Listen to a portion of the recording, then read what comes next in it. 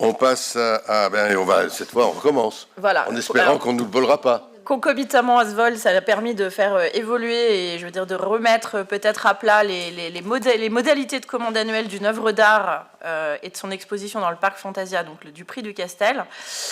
Donc, comme je vous ai dit tout à l'heure, voilà, depuis 2022, la ville d'Annemasse décerne chaque année le prix du Castel. J'en profite pour vous dire que cette année, nous aurons probablement la joie et l'honneur d'avoir une des filles de Monsieur Ducastel, Sarah Ducastel, qui viendra pour la soirée d'ouverture des musicales été.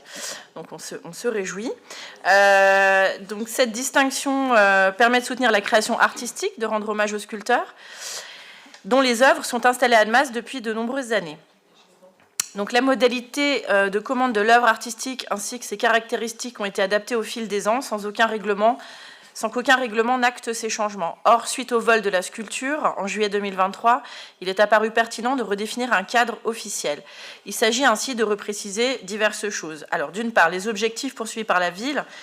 Donc, la ville poursuit les objectifs suivants: rendre hommage, bien sûr, à une personnalité artistique annemassienne, valoriser une œuvre qui répond au code de l'art urbain et favoriser donc un art accessible à tous. Favoriser la jeune création artistique dans l'esprit souhaité en son temps par Michel Ducastel, développer le soutien aux artistes et à la création originale et renforcer l'identité du parc Fantasia en tant qu'espace dédié partiellement à la culture. La deuxième chose qui sera précisée, c'est les modalités de commande et de paiement de l'œuvre. Donc, comme je vous disais, la commande, c'est toujours via un jury, moitié français, moitié suisse. La commande fait l'objet d'un contrat annuel conclu chaque année avec la Aide à Genève. Le montant de la prestation est fixé à 5 000 € TTC maximum par an. Ça comprend la création, la réalisation, la mise à disposition de l'œuvre et la cession des droits d'exploitation à la ville. Le montant retenu annuellement est déterminé dans le cadre de la préparation du budget primitif de la ville. Le montant de la prestation est versé à la aide par mandat administratif suite à la livraison de l'œuvre et sur présentation d'une facture émise en euros. Aucun frais annexe, déplacement ni repas n'est pris en charge par la ville. La troisième chose qui est précisée, ce sont les caractéristiques de l'œuvre et sa modalité d'exposition. Donc, l'œuvre doit respecter les caractéristiques suivantes. Alors, au niveau de la forme, œuvre d'art dont les matériaux sont laissés au libre choix de l'artiste. Un thème libre. Le lieu, c'est une implantation spécifique sur le périmètre engazonné du service parc et jardin de la ville. Avec le service parc et jardin de la ville dans le parc de la Fantasia, des modalités techniques, absence d'alimentation électrique, absence de terrassement, respect des conditions de sécurité et autres normes de vigueur, et bien sûr un critère de solidité du fait de la forte fréquentation du parc.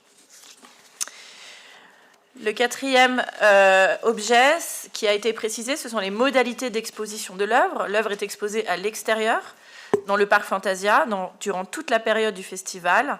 L'œuvre est donc maintenue sur le site jusqu'à mi-septembre. Elle est mise en place au plus tard le 30 juin et elle est démontée au plus tard le 30 septembre. Le cas échéant, pour des raisons de sécurité, la ville peut retirer des vestiges de l'œuvre si l'œuvre avait été dégradée et présentait un danger pour le public. La cinquième modalité qui est précisée, ce sont les droits attachés à l'œuvre. Donc, l'œuvre exposée reste donc la propriété de la Aide Genève. En accord avec la Aide, la ville peut réaliser et communiquer au public dans le respect des caractéristiques de l'œuvre des reproductions totales ou partielles de cette dernière, à l'exclusion de toute exploitation commerciale. Elle pourra donc reproduire l'œuvre sur des supports papier à caractère de communication de la ville, sur le site internet, à l'occasion de toute communication institutionnelle.